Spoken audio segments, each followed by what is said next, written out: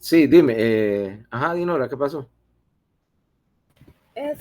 Doctor, queríamos consultarle si recibió el borrador de nuestra revisión. No he chequeado el correo. ¿A dónde lo enviaste? Al correo institucional. Mándamelo a mi correo de Gmail, porque el de la universidad te está teniendo problemas. Mejor mándame copia a Gmail para jccorea@gmail.com para estar Ok, seguro. Por eso, he estado teniendo problemas con el servidor de correo. ok, doctor.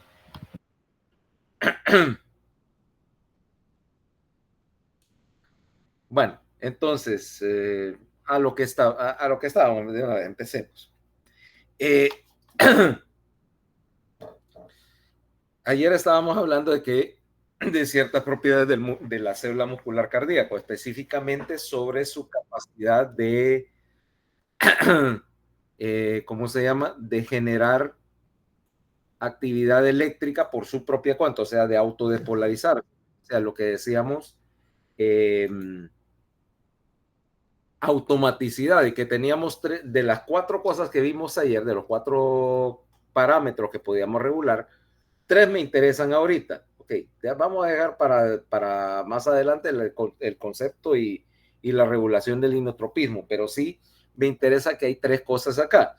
O sea, tenés una célula que tiene automaticidad, o sea, que es capaz de iniciar su despolarización por su cuenta, y tengo 2 principios más, 2 regulaciones más, que es la regulación cronotrópica, que implica la frecuencia a la cual esta célula se está despolarizando, o la puedo ajustar para que se despolarice a una frecuencia específica, y sus cualidades dromotrópicas, o sea, que puede regular la velocidad en la cual la señal está viajando por el sistema de conducción. Porque esas 3 propiedades yo las necesito controlar para tener un mecanismo de excitación rítmica, o sea, la posibilidad de generar un ritmo cardíaco.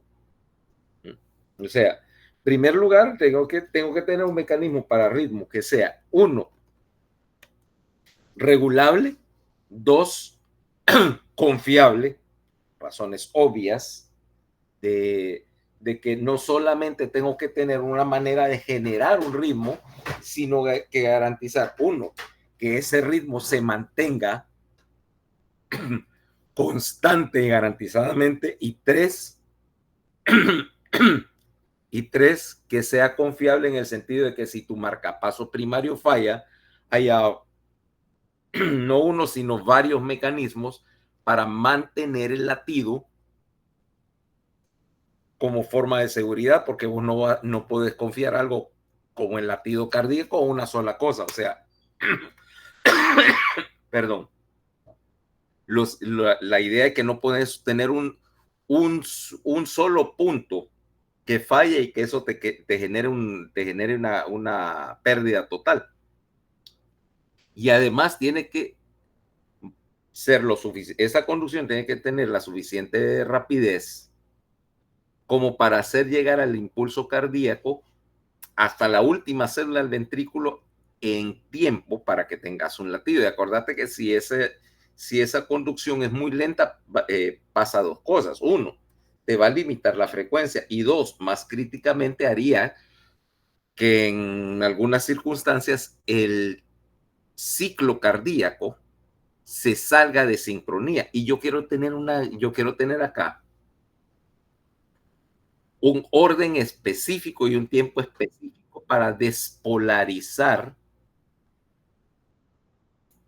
el ventrículo y la aurícula. Ok. Y de hecho tendría que hacerlo en orden, empezar la despolarización con la aurícula. Ay, Licesca está aquí. Licesca, ¿dónde estás? ¿En Honduras? ¿Ya regresaste? ¿O estás todavía de viaje? Licesca, ¿estás en Costa Rica todavía? Creo que solo tiene entrada y no salida, de tener mucho ruido de fondo. Bueno, entonces, despolarizar primero las aurículas porque estas aurículas al despolarizarse te van a dar la patada y llenar el ventrículo, luego despolarizar los ventrículos y en orden. Fíjate, casi simultáneamente, pero con una pequeña diferencia de fase. Despolarizar el tabique primero, te dije. ¿Por qué el tabique primero? Acordate, Jordan. ¿Por qué el tabique antes que el resto del músculo ventricular? Lo hablamos el otro día cuando hablábamos del programa mecánico del ciclo. Para evitar que baile. Para evitar que baile, exactamente, como dice Wright. Y luego el ventrículo derecho, un poquito antes, por dos razones. La primera es para presurizar la cámara y evitar que la presión se transfiera de izquierda a derecha y entonces te sobrecarga el ventrículo derecho. Dos, porque yo quiero enviar suficiente sangre a través del circuito pulmonar un poquito antes, porque esa sangre que viene del circuito pulmonar me está ayudando a llenar el ventrículo izquierdo. Y por último, el ventrículo izquierdo, que además va a tomar una mínima fracción de tiempo más para despolarizarse, porque hay más músculo el cual tiene que participar aquí en la entrada de señal. O sea que tengo un cronograma ahí que tiene que cumplirse para todos los latidos, independientemente de la frecuencia. Porque esa sincronidad tengo que mantener, ya sea que esté latiendo a 50 o a 180 por minuto, y es la misma. Más bien más crítico cuando es frecuencias más altas, porque hay menos tiempo para completar el ciclo y la posibilidad de tener un latido útil depende muchísimo de que pueda llenar el ventrículo. Si no ha llenado, no hay bombeo. Por lo tanto, ahora necesito un sistema de conducción en el cual tengo las fibras de músculo especializadas necesarias para generar ese latido. Y esta excitación rítmica, este ciclo rítmico, es lo que yo estoy viendo cuando veo un trazado de electrocardiograma, ¿no? Cosa que veremos la otra semana. Miren, hablando de electrocardiograma, ya antes de empezar a ver diagramas, ¿se acuerdan lo que estábamos diciendo de que el laboratorio de fisiología no tiene un electrocardiógrafo? Sí, ¿eh? Ahora, yo sí tengo uno para que hagamos electrocardiograma, pero tengo un problema pequeño. Normalmente yo hago esto en mi consultorio, pero no tengo espacio en la clínica para 31 fulanos. Ustedes saben o tienen idea qué tan fácil es conseguir una de esas aulas que tienen en el 6 las enfermeras, que tiene una cama y todo lo demás, y yo llevo un electrocardiógrafo que es una maletita pequeña, más chiquita que el proyector. Pero, ¿qué se les ocurre ahí? A ver, dime, Dinora. Sino también Neurolab ya tiene aire y tiene cama, doctor. Cama no tiene, cama. Neurolab no tiene camas. Si no créeme, y estaría seguro de dónde me encontraría echando una siesta. Bueno, tal vez tuviera que estarme peleando con todos los demás docentes para ir a dormir ahí, pero... ¿ah? No, y estaba diciendo, has visto que hay unas aulas como de enfermería, ¿va? Que supongo que les enseñan a sus procedimientos, y esas sí tienen camas. Doctor, ¿Sí? no sé si usted tiene comunicación con la doctora Miller, porque una vez cuando estábamos llevando clases con ella nos consiguió tener unos cursos ahí en esas aulas con unas licenciadas de enfermería. Por eso estoy preguntando si alguien sabe quién es el contacto de enfermería. Pues ahí se pasan ellas ahí hay como un salón, ellas siempre pasan ahí, entonces ahí fue la doctora Miller y les preguntó a ellas. Sí. Tal vez Victoria pueda saber de eso, porque también Victoria andaba con la doctora Miller. A ver, Victoria, a ver qué sabes de eso.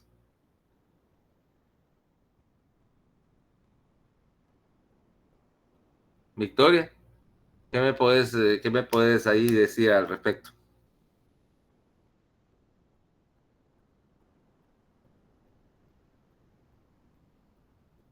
Nada. Bueno, sí, porque, a ver, Lizesca, dime.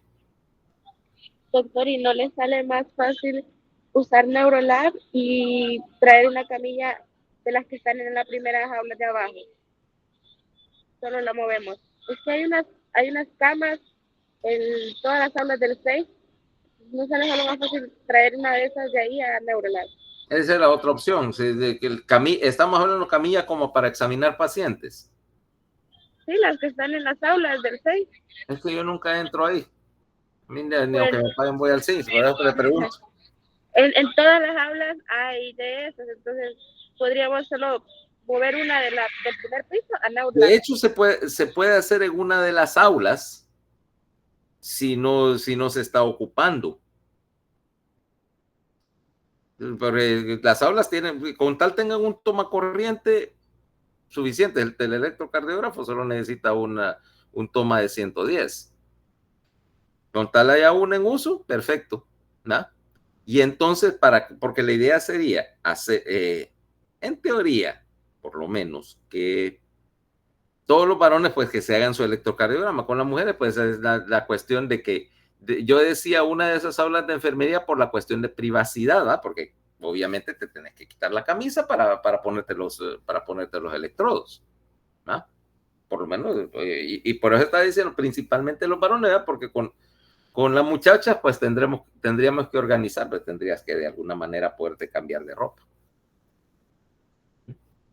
Es más fácil en una de esas, pero como te digo, lo que necesito primero es saber dónde es, conseguir el lugar, y de ahí organizamos la logística, porque hay que comprar uno o dos rollitos de papel de electrocardiograma. No, esos son fáciles de hallar, pero esos son fáciles de hallar y no son caros, pero para hacerlo con tiempo es para la próxima semana, ¿va? La próxima semana, siguiente semana, ¿va? Acordate que es lunes, martes, miércoles. Pudiera ser para un sábado, por ejemplo, que nadie está peleándose por usar esos espacios del sábado. Y no tenemos, pues, mayor cuestión que hacer para no estar ahí preocupado que si nos ajusta el tiempo y se hace el sábado. Déjame organizar eso, pero después lo vamos a discutir así por teléfono, o como sea, por llamada, porque tendríamos que llegar a solicitar eso el jueves. El jueves, porque ahorita lunes, martes y miércoles no va a haber nadie ahí. Y yo estoy, obviamente, en mi casa, no tengo contacto con el campus por el momento, ni creo que nadie me vaya a dar una respuesta. Pero bueno, entonces quedamos con eso. Veamos mejor la idea. Entonces, yo necesito un sistema para hacer esto, como dice, un sistema de conducción cardíaca, y ya todo el mundo lo conoce de alguna manera, que es lo que tenés aquí, ¿va? Un sistema donde tenés un nodo, un marcapaso primario, que es el nodo SA. Un marcapaso secundario en el nodo AB. Y de hecho un marcapaso terciario en el haz de His. Y si una de estas cosas fallara, el miocardio ventricular como un marcapaso cuaternario, ¿eh? Como que dice el último recurso. En teoría, la aurícula también pudiera actuar como un marcapaso secundario, el músculo de la aurícula, pero esto ya no es una situación normal. O sea, yo no quiero realmente, por varias razones, que el músculo auricular empiece a trabajar como marcapaso, porque, bueno, diversas razones. ¿Ok? Entonces, este sistema de conducción cardíaca es el que se encarga de mover el latido o mover la señal de latido a todas partes.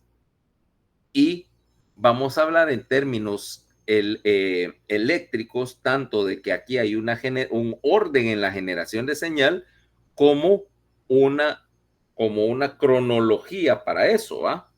Entonces, y el principio, acordate, y el principio básico acá de quién controla quién va a ser lo que decíamos, la supresión por sobremarcha. Supresión por sobremarcha es, como decíamos, la versión eléctrica del juego aquel de que el que no se aparta se lo lleva la corriente, ¿va? En el cual, si yo lanzo un latido, una señal de un marcapaso, que tiene más automaticidad, o sea que trabaja a una frecuencia más rápida, este latido llega antes que cualquier otra célula sea capaz de despolarizarse sola. Por lo tanto, le mando una señal antes de que tome el control. O sea, el marcapaso primario tiene que latir a una frecuencia más rápido que todos los demás marcapasos. Eso es supresión de sobremarcha. O sea, básicamente el marcapaso a mayor frecuencia gobierna al que está trabajando más lento. 1. 2. Eso implica que las células, que esas células que te decía, tienen una lo que vamos a llamar su frecuencia natural. ¿Okay? O sea, si yo no lo estoy modificando ya mediante algún mecanismo nervioso, o sea, mediante la estimulación de algún receptor, este marcapaso el solito va a empezar a disparar a una frecuencia natural, precisamente por eso el nombre, y que es la frecuencia esa, ya vimos que depende de su automaticidad, que a su vez depende de la permeabilidad que tenga el sodio. O sea, si su canal es más poroso para el sodio, va a llegar al voltaje de despolarización primero y por lo tanto lo va a hacer más rápido, ¿va? Y que normalmente es lo único que regulas al principio es que haya una pequeña pausa mediada por ese bloqueo temporal que tenés del flujo del potasio para que latido, o más bien latido, pausa, a una frecuencia. En este caso empecemos con el generador primario de latido. Pues si ya sabemos eso, que está en el nodo SA. Ese nodo SA, para ser más específico, está, si te das cuenta, aquí arriba. Este pedacito de tejido está, para ser más específico, justo debajo del endocardio. ¿Te acuerdas que cuando hablábamos de histología cardíaca decíamos que había una zona subendocárdica, ¿va? Donde había miocitos del sistema de conducción. Bueno, ahí justo debajo de la superficie, y para hacerlo correcto topográficamente, que está exactamente en el punto donde la vena cava superior se une al atrio de la aurícula izquierda, el atrio de las cavas. Y es bien chiquito. De hecho, mide, para ser anatómicamente correctos, mide 3 por 5 por 1.5 milímetros. Vamos a ver cuánto es eso. A ver, busca una regla, mira. 3 por 5 tiene este largo, mira, son 3 milímetros en la regla. Ni siquiera lo enfoca, mira. Ni siquiera lo enfoca esta estúpida cámara, mira. 3, la primera rayita son 5 milímetros y 1.5, como este largo, eso es una tirita de tejido.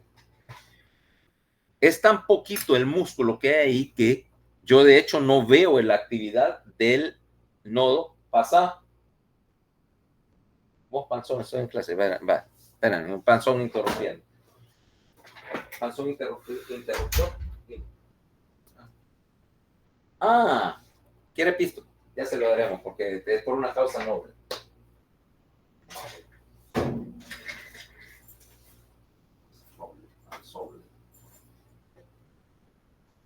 Tengo piso, Francisco.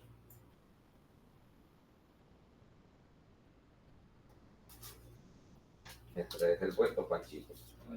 Disculpa por interrumpir. Haceme el favor. Mandale a la muchacha eso con un vaso grande de agua fría. Para decirle que haga té ya es más de lo que puede hacer. Ok, listo, está. Entonces, si te das cuenta, ese pedacito de tejido es la regulación de todo. No lo vas a ver el nodo SA representado en el electrocardiograma porque es tan chiquito que la señal ni siquiera se va a ver.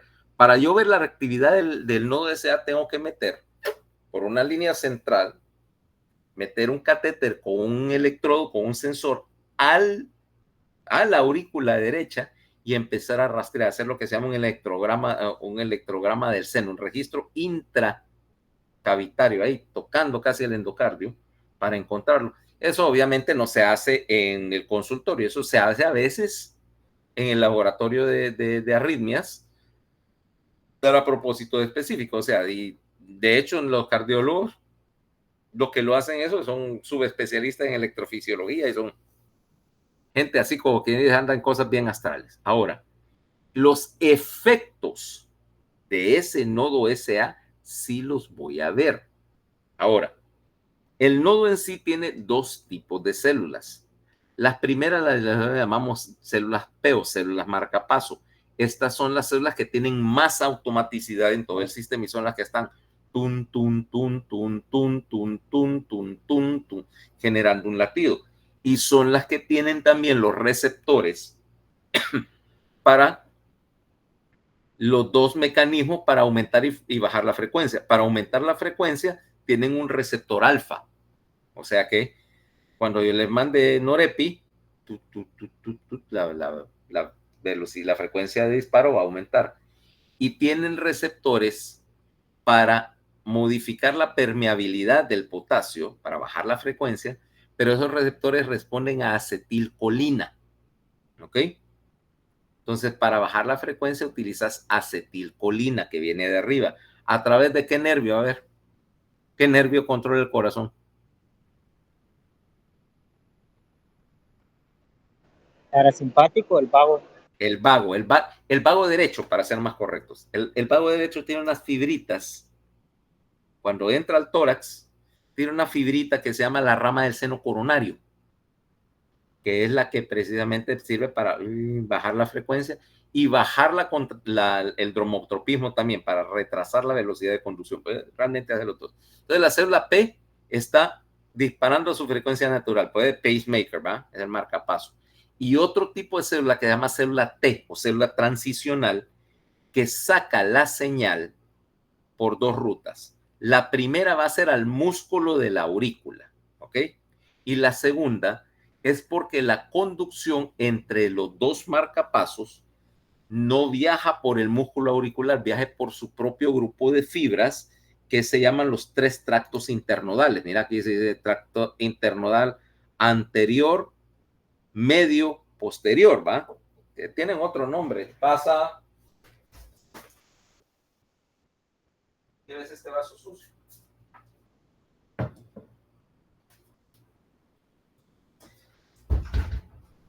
Que tienen nombre, de hecho, se llaman de Bachmann, de Tolelli, no sé quién, pero bueno, llamémoslo tractos internodales. Ahora, la idea es la siguiente. Tu nodo sinusal, tu nodo SA, tiene una frecuencia natural que late entre 60 y 100 por minuto. Esa es la frecuencia cardíaca normal en reposo, ¿ok? Apréndanse esto porque después estos valores me sirven cuando yo estoy leyendo electros, porque son parte del criterio. Ahora, la señal va a viajar entonces de acá para el nodo AB por los tres tractitos. Y esto tiene un tiempo. Y también, por supuesto, se va a dispersar línea de puntos al músculo auricular para despolarizar la aurícula. ¿Ok? Ya. O sea que en un primera instancia estoy contrayendo la aurícula, que es lo que quería hacer. Pero veámoslo un poquito más de detalle, en una forma más simplificada, para que veamos la cuestión del tiempo. Si yo tengo acá esquemáticamente, ¿va? La representación de la aurícula. Listo. Su tabique auricular. Ya están las dos válvulas. Y aquí tenemos el nodo SA el sino auricular, y aquí tenemos la unión entre aurícula y ventrículo, el nodo AB. Y los 3 tractitos. Ahora, empecemos por ver que si tenemos el latido cardíaco y los tiempos que vamos a dar van a ser en centésimas de segundo, fíjate. Y esos tiempos que te estoy dando, los estoy dando para una frecuencia de 60 por minuto, o sea, en reposo. Quiere decir que esos tiempos se van a hacer aún más rápidos si yo aumento la frecuencia cardíaca. De hecho, lo voy a acelerar un poco, pero en términos de acelerar no puedo hacerlo, no puedo aumentar la conducción a infinito. Y debido a las características de esto, tu frecuencia cardíaca máxima posible andaría en el rango de los 300 por minuto. No es posible hacer latir un corazón más allá o a mayor frecuencia de 300. Por otra parte, vos no querés estar latiendo con ese corazón a frecuencia de 300. ¿Por qué? Repito, ¿por qué la frecuencia de 300 es una catástrofe? Lo vimos ayer. Es lo que dijo que al final sería como que hubiera un gasto cero, ¿verdad? Porque ni siquiera podría rellenarse, tampoco expulsaría sangre. Exacto, no hay tiempo para llenar y hacer los eventos mecánicos, y por lo tanto frecuencia extrema es igual a parada cardíaca. Fíjate, interesantemente, da igual que estés latiendo a 10 por minuto que a 300, porque hemodinámicamente está pasando más o menos lo mismo. O sea, no hay riesgo. Luego, quiere decir que ahorita los tiempos que te doy es para una frecuencia en reposo. Va entre 60 y 100, no importa, porque como hay una pausa, hay latido, pausa, latido, pausa. Yo lo que hago es que para aumentar la frecuencia reduzco el tamaño de la pausa. Y el latido, tiempo de latido, no cambia mucho. Así garantizo que no tenga mucha obstrucción al respecto. Entonces, mira, vamos a ver el tiempo. Si yo tomo el SA como 0.00 segundos, ¿va? Genera un latido. La señal tiene que viajar a toda la aurícula, flechas rojas, y como el camino a través de la aurícula derecha es más pequeño, llega al final de la aurícula, aquí a este punto, a los 0.07 segundos. Mira, 7 centésimas de segundo. Mientras tanto, acordate que como la aurícula izquierda también lleva un poquito más de presión y tiene que esperar a que llegue sangre por las venas pulmonares, yo voy a presurizar primero la aurícula derecha y voy también a demorar un poquito, de aquí hay más masa. Por lo tanto, la aurícula izquierda se despolariza un poquito más lento, 0.08 segundos. ¿Y qué es lo que yo estoy viendo como efecto de la despolarización de esa aurícula? Es el primer trazado del electrocardiograma, la onda P. Que de hecho la P sería esto, la superimposición de la aurícula derecha que está acá y la aurícula izquierda, y se vieran como una sola curvita, ¿va? P. Que por lo tanto debe tomar entre esto, aquí estaría el SA, mira, disparando, y aquí estaría el final, o sea que debe medirte más o menos around 0.08 segundos de duración. Va a variar un poquito, pero eso me explica por qué los trazados ocurren en un momento determinado, fíjate. Entonces, repitiendo, para despolarizar la aurícula, saca una señal del nodo SA y mandarlo a través del músculo auricular. Y ese tiempo va a tomar, el tiempo que tome esa señal en llegar es 0.07 segundos del lado derecho, 0.08 segundos del lado izquierdo, y el efecto visible de eso o registrable sería tu onda P en el electrocardiograma. No nos vamos a meter ahorita en analizar la onda P, porque eso es precisamente el asunto de electrocardiografía, explicar cómo se ve y por qué se ve de una forma determinada. O sea, lo que podríamos decir los criterios los criterios para definir que esta es normal o que representa una patología. Ahora, quiere decir que los 3 tractos internodales que te puse aquí en azul no son necesarios para despolarizar la aurícula. Van directo entre los 2 nodos. ¿Por qué? Porque estos 3 tractos internodales son más rápidos, o sea, son una vía. Aquí cuando vamos a entrar en otro concepto, que es decir, velocidad de conducción, y lo que vamos a hablar de a que si tengo una vía lenta o una vía rápida, ¿ok?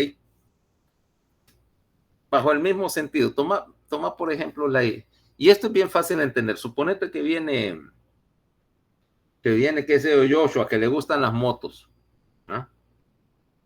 ¿Cierto, Joshua? ¿Te gustan las motos? Mala idea. No, doctor. Bueno, ya estás entrando en sentido común. Ahora, no se necesita mucha lógica para decir que, por ejemplo, si yo te mando de, qué sé yo, de la universidad no sé, del campo de la universidad en moto, del campo de la universidad a Choloma, tendrías 2 maneras de irte. La primera es que agarres el Boulevard del Norte. La otra es que te fueras, no sé, por todos los potreros que hay entre, qué sé yo, por Jaraguay, todo, que hay un montón de y te fueras a Campo Traviesa. Obviamente que la carretera vas a llegar más rápido porque es una vía rápida, está hecha, está optimizada para que vos te desplaces rápido. A través de todos los potreros vas a llegar, pero ¿cuánto te va a tardar? No sé, pero estoy seguro de que te vas a tardar más. ¿Estamos de acuerdo con eso? ¿Ah? ¿No? ¿Alguien le pondría discusión a ese concepto? No, ¿ah?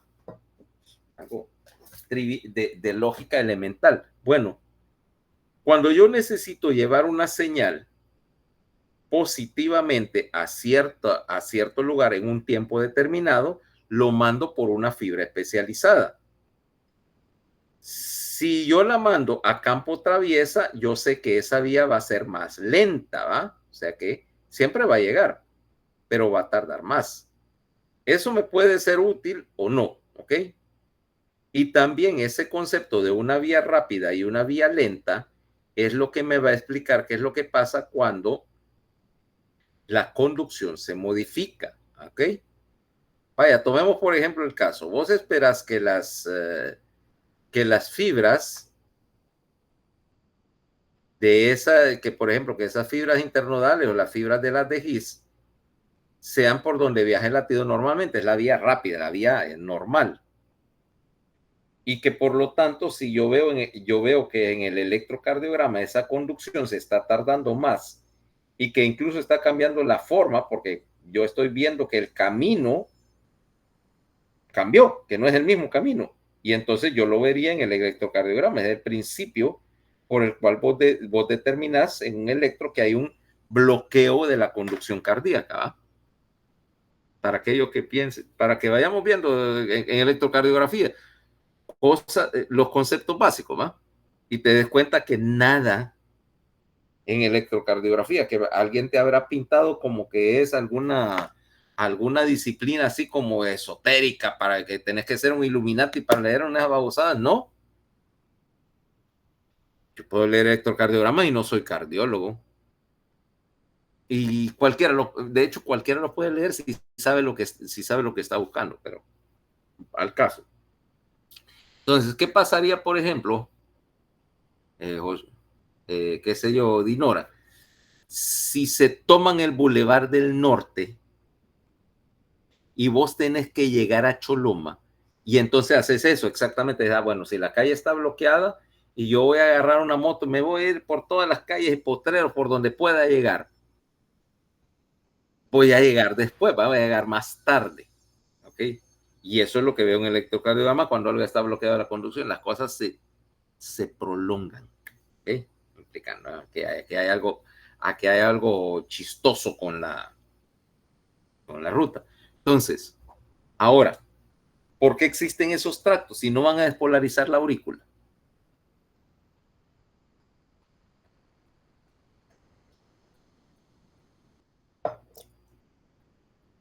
¿Mm? La primera razón es porque son una vía garantizada para que la señal llegue entre el nodo SA y el nodo AB. Y número 2, la señal del nodo AB tiene que llegar antes que esos .07. Las vías, las 3 vías que tengo acá, van a llegar al nodo AB tiempo en 0.03 segundos.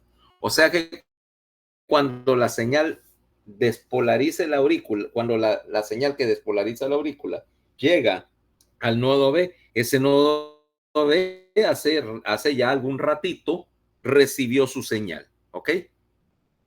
Y esto es para, ¿cómo se llama? Mantener la sincronía, porque ahora yo necesito coordinar el latido auricular con el latido del ventrículo. Mira qué es lo que está pasando. Mira, por ejemplo, con la señal de una fibra del nodo SA, por eso te descargan más rápido. Mira, son más porosos. En reposo, como tienen tanta porosidad, no están llegando casi nunca al menos 85. ¿Ah?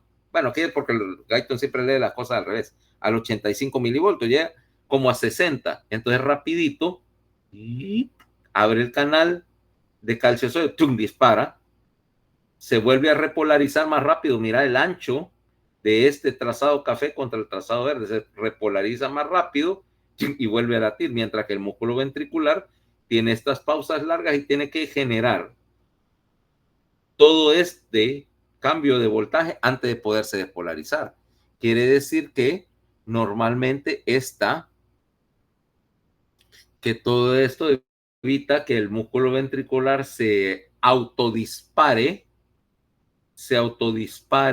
en, ¿cómo se llama? En una situación antes de que el nodo SA le pueda mandar otro latido, ¿ok? Por cierto, recuerden, el que está estudiando el libro, cuando yo digo más 80, ellos dicen menos 80 porque eso tiene que ver con un concepto de cómo lees el voltaje. Ok. Tomemos por ejemplo a alguien, tomemos a Jefferson. Jefferson agarra un tenedor y lo mete dentro del tomacorriente. ¿Ok? ¿Qué va a pasar? Si Jefferson mete un tenedor en un tomacorriente. Ya no habrá Jefferson. No necesariamente. Y si no hay Jefferson, tiene una ventaja. No se le va a notar tanto porque como medio trigueño no se le va a ver tanto lo quemado. Pero tomemos en el momento qué está pasando eléctricamente antes de que el macanazo lo bote.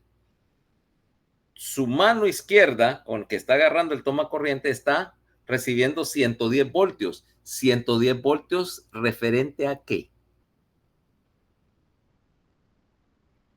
110 voltios referente a, no sé, al resto de Jefferson, a la tierra, vaya. Quiere decir que pudiéramos decir que esa mano está a más 110 voltios y sus pies que están en contacto con el suelo están a 0. ¿Cabal?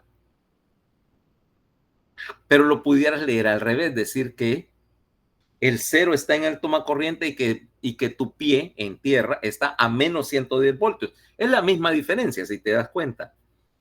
Lo único que lo leíste al revés, o sea, decir más 110 voltios o menos 110 voltios, pero lo que cuenta es la diferencia, ¿va?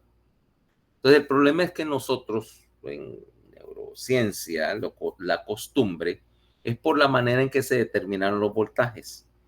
En neuroanatomía, por ejemplo, alguien habló de cómo sabíamos que era 80 milivoltios el voltaje, cómo se hace ese experimento. A ver, Victoria, ¿cómo sabes?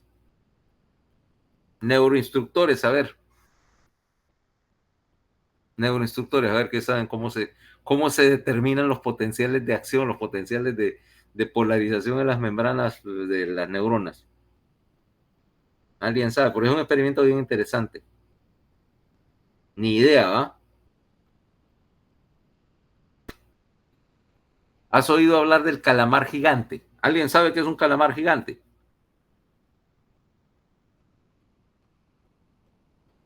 Ustedes no ven National Geographic. Calamares gigantes. Sí, sí son una cosa, no son una leyenda. A ver. En serio.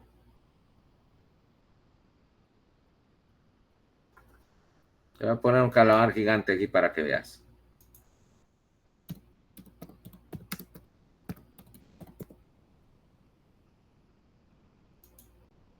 Mira ese animalote, mira un tipo en la playa, mira ese calamarzote, mira.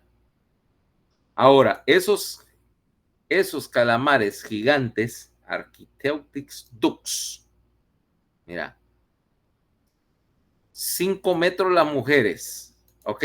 Y los tentáculos, porque lo que cuenta es el tentáculo, mira el tamaño del tentáculo de ese animalote.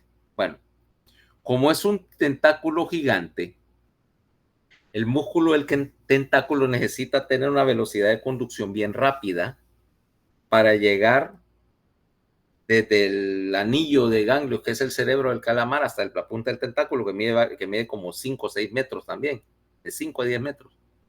Entonces, ellos evolucionaron, como eran gigantes, unos axones gigantes que tienen 1 milímetro de diámetro. ¿Te imaginas? Un axón de 1 milímetro, una cosa así, que es lo que se usa en los experimentos para medir la velocidad de conducción, porque es tan grandote que es fácil de analizar y ponerle un electrodo. Entonces, en los experimentos que se hicieron ahí, uno pone un electrodo en el centro del axón y uno afuera en la superficie, ¿no? En el líquido que lo rodea, que es igual, y mide el voltaje en el electrodo de afuera, entonces positivo afuera. En Guyton no me pregunten por qué, porque yo no estaba en el laboratorio en ese momento. Ellos midieron el voltaje adentro de la célula y el 0 estaba afuera. Entonces ahora, claro, se invirtió, entonces por eso lo leen como negativo. Pero cuando Guyton les dé un voltaje negativo, conmigo es positivo, ¿ok? Porque yo estoy, si quieren así decirlo, por costumbre, usando la costumbre de neuroanatomía, vaya. ¿Por qué? Porque sí. Porque así me lo aprendí, ¿ok? Las dos cosas dicen lo mismo, lo único que de diferente manera, pero vos tenés que ver qué es lo que están diciendo. ¿Okay? O sea, entonces, saliéndome de esa excursión colateral, ahora yo tengo esa señal que llegó al nodo AB y dice 0.03 segundos. ¿Por qué? Porque yo necesito sincronizar la aurícula con el ventrículo. Ahora, este nodo AB va a tener una estructura bien particular. Vamos a ponerlo acá, en Fastlane. Espérate. Por cierto, esta página que estoy poniendo acá no es necesariamente para ustedes a este nivel, pero es súper interesante y va a servir en cuarto año. Mira, AV Node. Lo vamos a poner aquí porque hay un esquema de él. AV Node. Ah. ¿O que no? Bueno, te voy a poner acá.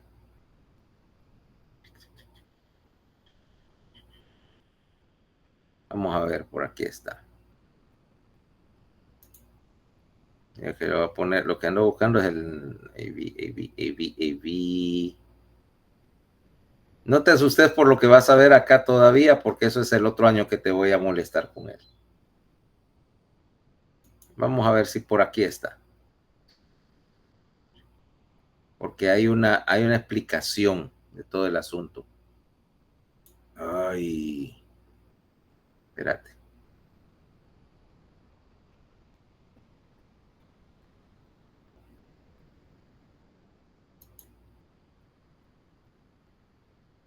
Permítame un momentito, que quiero ver.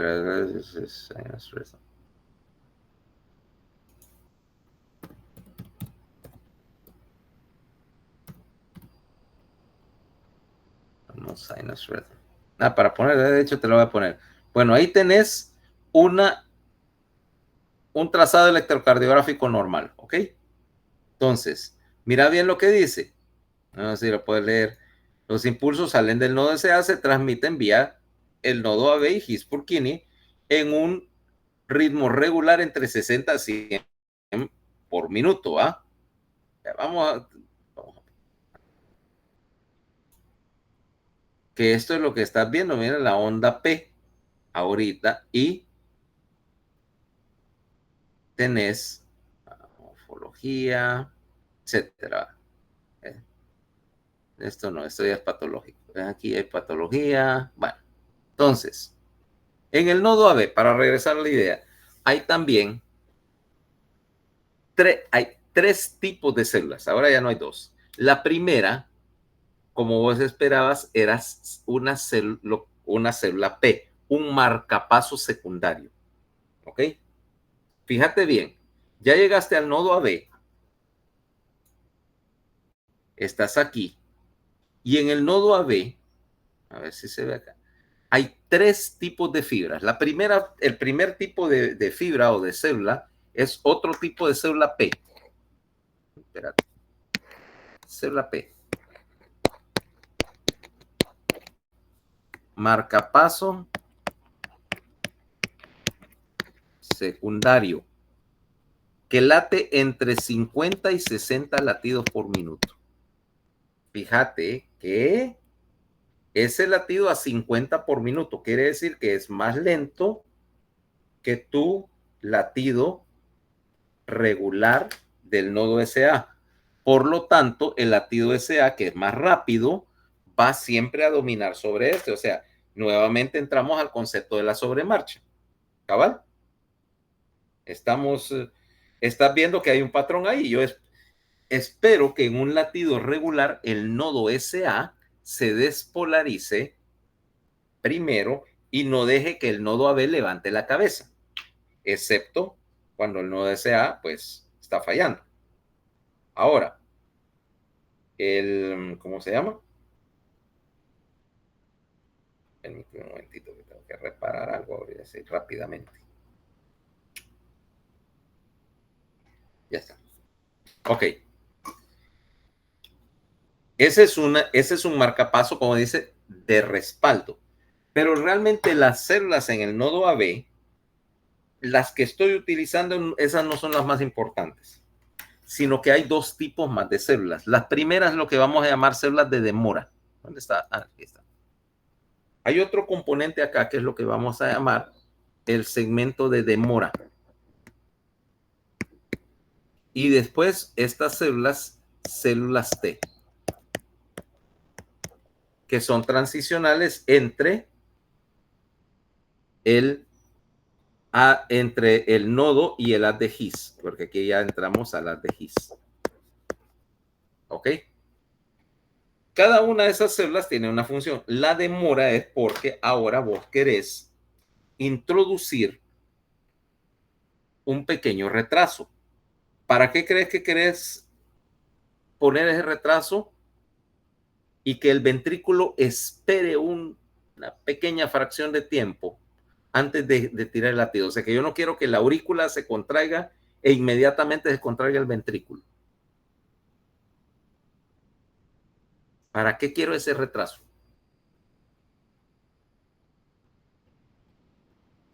Para permitir el correcto llenado. Exactamente, para darle tiempo a que la aurícula llene el ventrículo.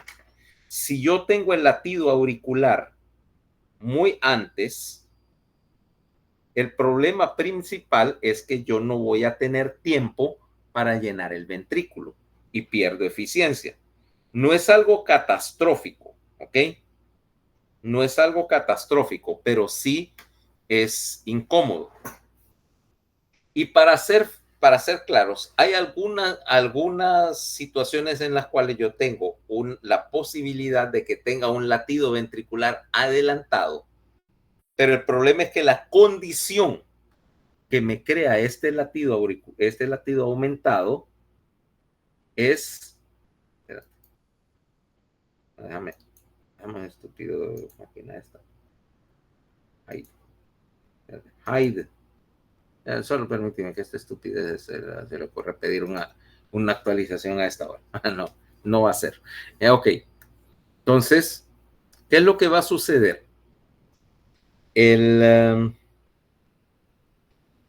la situación que crea un latido prematuro, en este caso o lo que llama preexcitación, también va a tener desgraciadamente un efecto colateral que me puede terminar en desastre. Pero ahorita estamos todavía con corazones normales. Ahora, permitir el llenado quiere decir que yo tengo que utilizar esas células de demora donde la velocidad de conducción deliberadamente es más lenta. Quiere decir que voy a introducir un pequeño desfase y luego pasar esa señal a las células transicionales, lo que llamamos la porción perforante del haz, que es que es este donde está esta flechita, mira, las células transicionales aquí. Si te das cuenta, ahí las fibras se partieron, se dividieron y pasan por como grupitos separados para luego reunirse y hacer el haz. Ahora, en condiciones normales, acordate que ahí estás a nivel del anillo valvular, ¿va? Entre la aurícula y el ventrículo. ¿Y el anillo ventricular de qué está hecho? ¿Ese anillo valvular de qué está hecho? Es fibroso, por lo tanto, ¿de qué está fabricado? Colágeno. Ajá, y el colágeno conduce la señal eléctrica. Colágeno conduce la electricidad.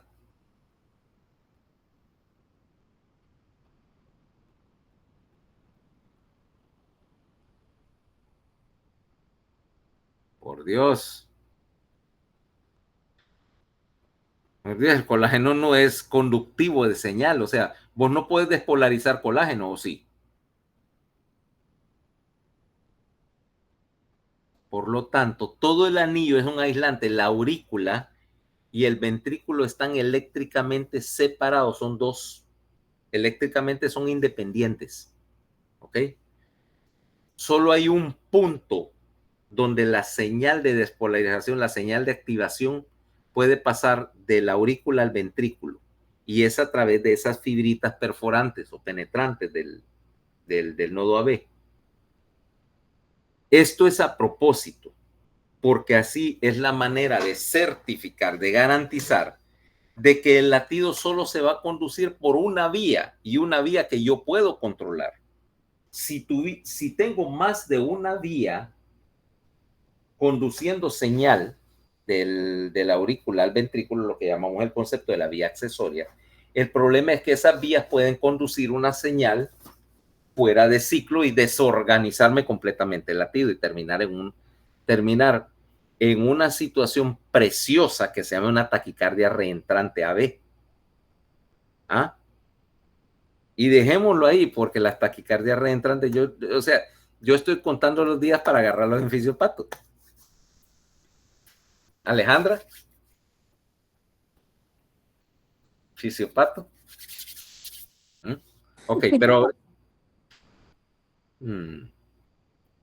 solo son arritmias, son fáciles. Ok, pero entonces quiere decir que ahorita la única vía fisiológica por la cual yo voy a mandar señal del SA y la aurícula al ventrículo es a través de este sistema del nodo AB. O sea que no solo es un marcapasos secundario, sino que estoy redirigiendo la señal para que entre en tiempo y forma al ventrículo. Y la demora en el nodo AB es aquí, mira. Fíjate, vamos a ver. Vamos a borrar un poquito esto para que veas, para que podamos ver en tiempo lo que pasa.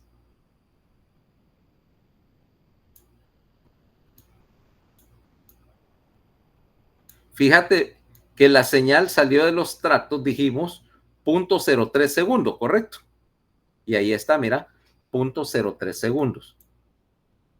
Pero las células de demora le suman acá más 0.09 segundos. Esa es la demora. El tiempo necesario para que el ventrículo se llene y entonces entró acá y cuando entra a las fibras perforantes, ya pasaron 0.12 segundos. O sea, dio tiempo a que la aurícula se contrajera, el ventrículo se empezara a llenar. Y luego, como estas son fibritas delgaditas, ¿qué va a pasar con la velocidad de conducción si tengo un montón de fibras delgaditas en vez de un solo cable grueso? ¿Qué crees que pasa con la velocidad de conducción de esa señal ahí? A ver. ¿Aumenta o disminuye cuando yo fracturo la señal y la vuelvo a armar? Disminuye. La lógica te diría, y aquí le suma, este pasito acá toma 0.04 segundos más. O sea que teníamos 12 más 4, 16. Cuando la señal llegó al haz de His, ya han transcurrido 0.16 segundos desde que salió del nodo SA. ¿Ok? O sea, ya ese punto 16 quiere decir que si yo lo veo eléctricamente, yo tengo los primeros 0.08 te lo voy a poner en dos colores. Esto es lo que pasó con la señal que entró en la aurícula, ¿va? La onda P. Ahora mira qué es lo que pasó con la... Espérame, vamos para acá.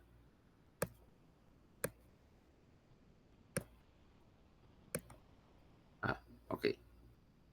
La onda P, la señal que salió del SA aquí y despolarizó la aurícula. Pero mientras tanto, en rojo, mira lo que está pasando por las vías internodales. 0.03 llega al nodo AB. Pero el nodo AB le mete una demora de 0.09 más y luego la señal para empezar a pasar el ventrículo toma 0.04 más. O sea que total 0.16. Y después de que la aurícula se contrajo todavía hubo una pausa. Esta pausa se llama el segmento PR. ¿Ah? Y todo el tiempo de ciclo antes de despolarización del ventrículo sería esto, ¿ah? Que sería total de 0.16 segundos promedio. Ese es el tiempo de ciclo de la aurícula y el nodo AB. Hasta este momento el ventrículo está haciendo nada. Ahorita es que yo ya le pasé la señal al ventrículo. Fíjate, quiere decir que en el electrocardiograma estas dos se van a ver juntas y veo esto, mira, tuc, tuc. Y aquí empezaría la despolarización ventricular, ¿va? ¿No? O sea que en tu electrocardiograma, vamos a ver, si lo ampliamos, ves que acá tenés onda P y tenés este pedacito detrás, ¿va? Este segmentito corto que es el tiempo que está tomando la señal en atravesar el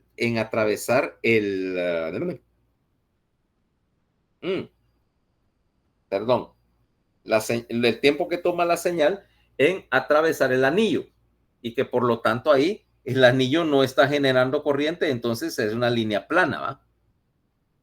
¿Cabal? Aquí lo tenés, mira. En un ritmo sinusal estamos viendo esta primera parte de acá. Esta primera parte de acá, onda P y el segmentito S. De ahí vas a tener esto que es la despolarización del ventrículo, que es lo que vamos a ver a continuación. O sea, una vez que la señal llegó al haz de His, como decíamos, con un tiempo de 0.16, tengo que dispersarla en orden a través del ventrículo, ¿va? A través del haz de His y las ramas del sistema de conducción intraventricular, o sea, lo que llamamos la fibra de Purkinje, ¿va? Y estas fibras se tienen que dispersar de una manera específica, o sea, tenemos 3 bandas de fibras ahí. Solo déjame borrar acá. Esta. Okay. Ahora mira, aquí lo tenemos ya un poquito más visible. Viste que, por ejemplo, mira los tiempos. Del SA a la B, 0.3. Y a través del ventrículo, mira, .05, .07 al final de la aurícula derecha, como dijimos acá, .3, .4, .6, .7, .9, vaya, esto se pasaron un poquito, yo digo .8, pero .8, .9, y aquí llegaron. Mientras tanto, paralelamente, habías pasado por la demora y estás aquí en el haz de His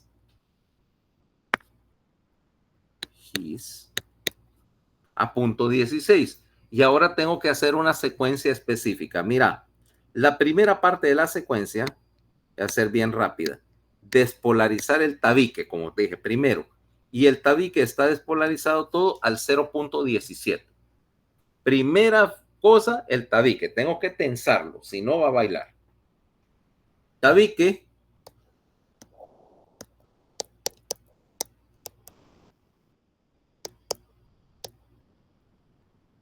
Ok. Y luego es que el haz de His tiene dos grupos de fibras. Vamos a ponerla en dos colores. En verde, lo que llamamos la rama derecha. Rama derecha. Para el ventrículo derecho, obviamente. Y en azul, la rama izquierda, que se va a dividir en dos grupos. Rama izquierda. Y entonces tenemos dos, lo que llamamos las hemirramas. Esta es la hemirrama posterior y esta es la hemirrama anterior. ¿Ok? Su nombre te lo dice. La hemirrama posterior se va para atrás y te está despolarizando la cara inferior del corazón, la cara diafragmática, y la cara posterior, o sea, la pared de atrás.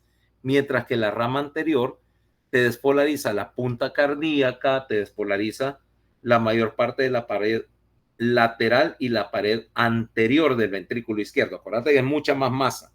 Ok. Ahora mira los tiempos.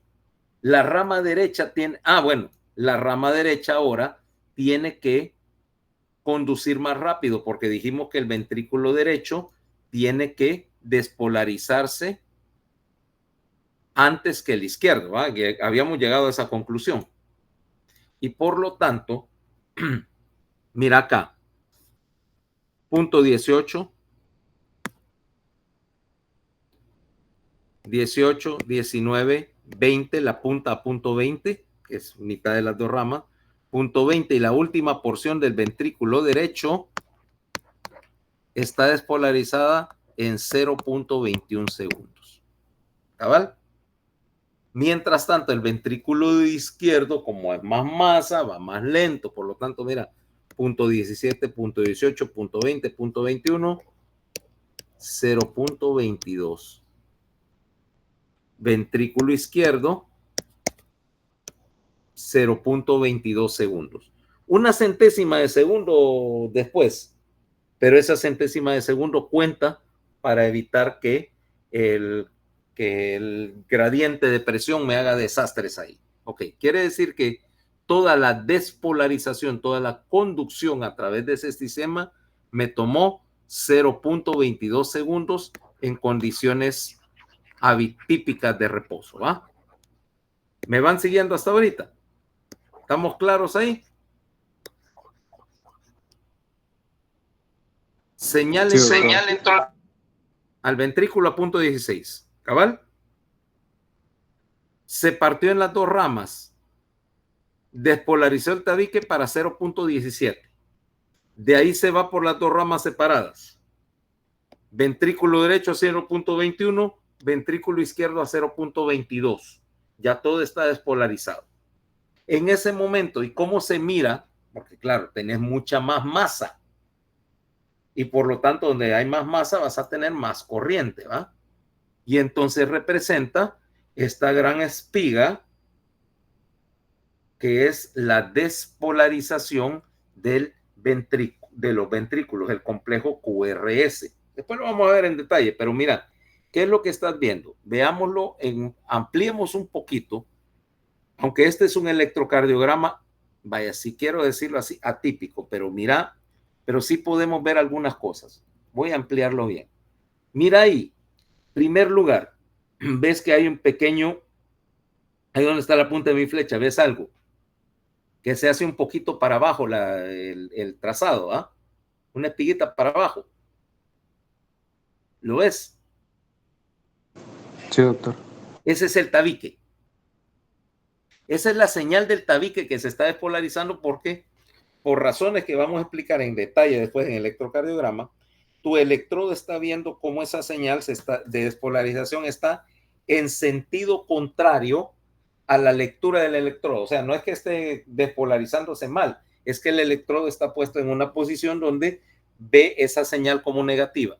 De ahí ves que hay una gran espiga acá, representada esta primera parte por el ventrículo derecho y luego el resto de la espiga, toda esta punta, es la masa principal del ventrículo izquierdo despolarizándose, ¿va?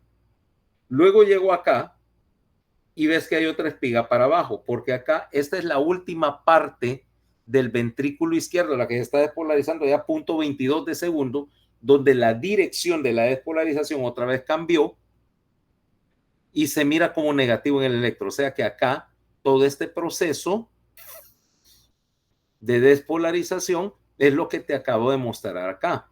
Y si nosotros sacamos el tiempo, quiere decir que todo el ciclo de despolarización del ventrículo, empezando acá y terminando acá, sería de 0.16 a 0.22. El tiempo de despolarización del ventrículo en sí sería 0.06 segundos. ¿Ah? Es tu latido ventricular. Y ahora sí ya tenés un mecanismo mediante el cual sabes exactamente en qué punto va a estar llegando la señal al miocardio. O sea, cada punto del miocardio vos sabés en qué momento se tiene que despolarizar. ¿Por qué? Porque esto permite que el ventrículo se despolarice en orden. En orden quiere decir que esas fibras pueden hacer, mira, despolarizar de tal manera que expriman. Si no tendrías un latido, si solo fuera parcialmente organizado, un latido ineficiente. Y si ese orden no se cumple y se desorganiza, el ventrículo no se va a contraer, va a vibrar o sencillamente no va a hacer nada. Y estás para todo efecto. Cuando eso sucede, decimos, cuando el ventrículo no se contrae, estás en parada cardíaca. Estás en parada cardíaca. Si tu bombeo es cero, para efectos de tratamiento, a vos te interesa muy poco si es por latido muy rápido, por latido lento, por falta de latido o por cualquier cosa.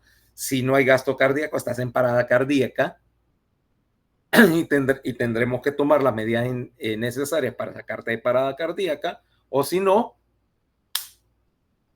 te morís, ¿eh? Entonces, así las cosas. Perdón. Creo que Alejandra me contagió de algo. Porque vos andabas con máscara el otro día, me contagiaste. ¿Ok? Entonces, ya tenemos el mecanismo rítmico. Y ese haz de His, también, como decíamos, tiene un marcapaso terciario, ¿va? En el haz de His tenés células conductoras, pero también todavía tenés una variante de las células P dentro de ese sistema. Ahora, las células del haz de His, como ya son un marcapaso terciario, ya tienen que conducir a una frecuencia súper lenta. Y el haz de His es capaz de latir solito, pero una frecuencia que anda alrededor de los 30 por minuto. ¿Ok? Ya. Marcapaso terciario. ¿Qué dice? Ah, no, perdón, aquí. Marcapaso terciario.